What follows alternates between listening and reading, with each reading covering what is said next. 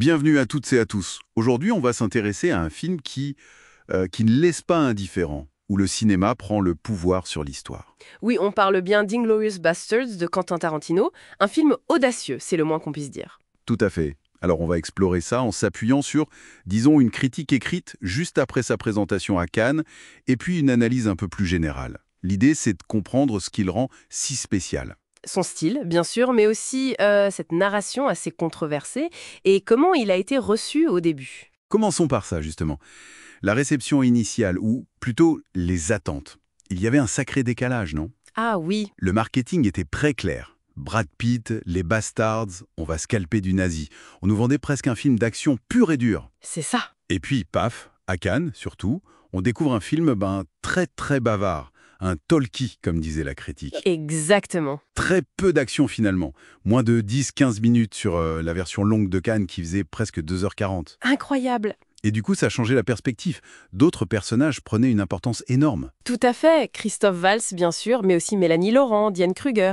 Ils ont un temps d'écran considérable, presque plus que Pitt par moment. Les Bastards eux-mêmes, ils sont presque...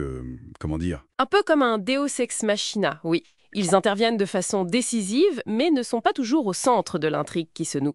Et il y a aussi cette histoire de langue.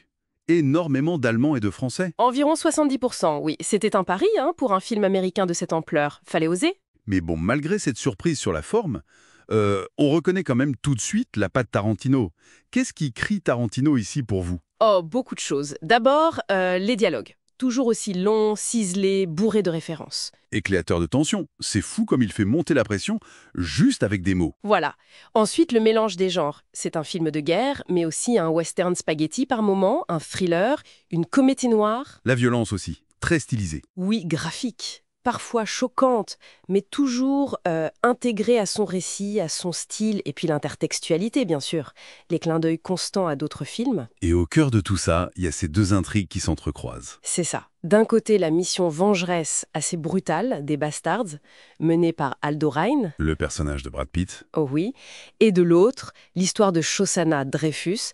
Elle a échappé au massacre de sa famille par le colonel Landa, le fameux chasseur de juifs. incarné magistralement par Christophe Waltz, et elle, Shosanna, devenue exploitante de cinéma à Paris, prépare sa propre vengeance plus souterraine. Et tout ça converge de manière explosive dans un cinéma. Voilà, le personnage de Landa est clé ici, charmeur, polyglotte, terrifiant. La performance de Waltz a été unanimement saluée, Oscar à la clé. Mais alors, venons-en au point le plus brûlant. Cette façon qu'a Tarantino de ne pas juste raconter une histoire pendant la guerre, Mais d'en réécrire la fin. carrément. C'est là que le film devient vraiment transgressif. Une fantaisie de vengeance, c'est comme ça qu'il a décrit, non? Oui, ou un règlement de compte cinématographique. Le cinéma devient littéralement une arme qui tue Hitler et tout le gratin nazi. Et ça, forcément, ça a divisé. Clairement. Certains y voient une formidable liberté artistique, le pouvoir symbolique du cinéma, qui reprend le contrôle sur l'horreur historique. Et d'autres? D'autres ont trouvé ça, disons, désinvolte. Le risque de banaliser des événements réels, très douloureux, par une fiction aussi radicale. C'est un débat légitime. Malgré cette controverse sur le fond, le film a quand même eu un énorme succès, critique et public une fois sorti en salle. Oui, la version finale, un peu plus courte, a cartonné. Nomination aux Oscars, succès commercial. Mais la première critique, celle de Cannes, était un peu plus réservée sur certains aspects techniques, c'est ça? C'est vrai, sur la version longue, elle pointait un montage parfois un peu précipité, un générique jugé un peu simple, avec des polies de caractères reprises d'anciens films, Ah oui? et même la musique, jugée moins marquante ou moins bien intégrée que dans ses autres films, ce qui est rare chez Tarantino. La critique espérait que ce soit amélioré pour la sortie finale. Intéressant. Et le film joue aussi beaucoup avec le cinéma lui-même, non? Avec des éléments méta. Oui, tout à fait. Il y a cette réplique amusante sur le passage soudain à l'anglais dans une scène. Et puis la toute dernière réplique du film. Qu'on ne dévoilera pas, hein. Non, mais qui montre bien que Tarantino a conscience de faire une œuvre, un objet filmique. Il y a aussi le film dans le film, Stolz der Nation, Le film de propagande nazie. oui, qui est un pastiche assez brillant. Donc, pour résumer, Inglourious Basterds, c'est du pur Tarantino dans le style, l'audace, les dialogues. Absolument.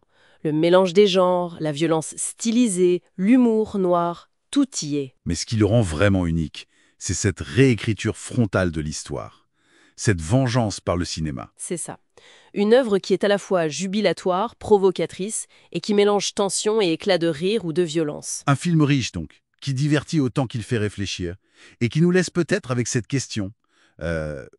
Jusqu'où l'art, le cinéma, peut-il aller dans sa manière de revisiter le passé? Oui, Tony la part de liberté et peut-être de responsabilité face à la mémoire collective. C'est une question ouverte.